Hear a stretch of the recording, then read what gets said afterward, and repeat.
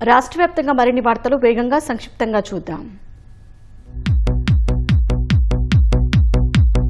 ప్రతి కుటుంబం నుంచి ఒక పారిశ్రామికవేత్తను తయారు చేయాలన్న సీఎం లక్ష్యానికి అనుగుణంగా పనిచేయాలని మంత్రి కొండపల్లి శ్రీనివాస్ అధికారులకు స్పష్టం చేశారు. మంగళగిరిలో నిర్వహించిన ఎంఎస్ఎంఈ సమావేశంలో శాఖ పనితీరుతో పాటు అమలు చేస్తున్న వివిధ పథకాల పురోగతిపై చర్చించారు.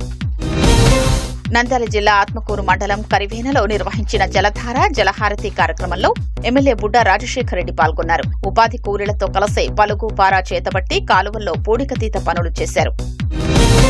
పశ్చిమ గోదావరి జిల్లాలోని తణుకును స్వచ్ఛ తణుకు నియోజకవర్గంగా తీర్చిదిద్దడానికి చర్యలు తీసుకుంటున్నామని స్వచ్ఛాంధ్ర కార్పొరేషన్ చైర్మన్ కొమ్మారెడ్డి పట్టాభిరామ్ అన్నారు. చెత్త ప్రాసెసింగ్ యూనిట్ ఏర్పాటు చేసి డంపింగ్ యార్డు ఫ్రీ తణుకుగా తయారు చేయనున్నట్లు తెలిపారు.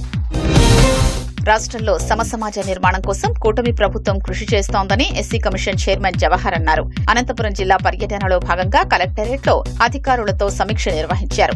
ప్రజల నుంచి అర్జీలు స్వీకరించారు. పార్వతీపురం జిల్లా మక్కువలో రోడ్డు విస్తరణ పనులు పరిశీలించేందుకు వెళ్లిన టీడీపీ నేత మల్లేశ్వరరావుపై గొర్లె నారాయణరావు అనే వ్యక్తి కత్తితో దాడి చేశాడు. ఈ ఘటనలో నారాయణరావు భుజం చేతికి గాయాలు కాగా ఆసుపత్రికి తరలించారు.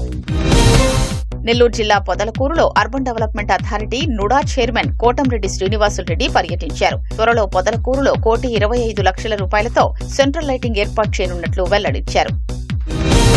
టీడీపీలో కష్టపడి పనిచేసే ప్రతి ఒక్కరికి గుర్తింపు ఉంటుందని సినీ నటుడు శివాజీ అన్నారు. టీడీపీ రాష్ట్ర ఉపాధ్యక్షుడిగా పదవి చేపట్టిన నరసింహ యాదవ్ను తిరుపతిలోని ఆయన నివాసంలో కలుసుకున్న శివాజీ అభినందనలు తెలిపారు.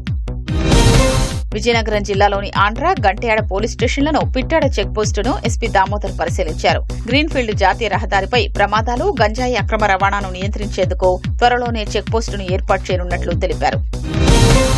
ఎన్టీఆర్ జిల్లాలో రాత్రి సమయాల్లో చోరీలకు పాల్పడుతున్న 2 నిందితుల్ని పోలీసులు అరెస్ట్ చేశారు. నిందితుల నుంచి సుమారు 32 లక్షల విలువైన 216 గ్రాముల బంగారాన్ని స్వాధీనం చేసుకున్నారు. కర్నూలు జిల్లా కోడుమూరు మండలం కల్లపరిలో గత నెల 23న దుర్గమ్మ ఆలయంలో హుండీని దొంగిలించిన కేసులో 4గురిని పోలీసులు అదుపులోకి తీసుకున్నారు. నిందితుల నుంచి 9,53,000 నగదు, బైక్ స్వాధీనం చేసుకున్నారు.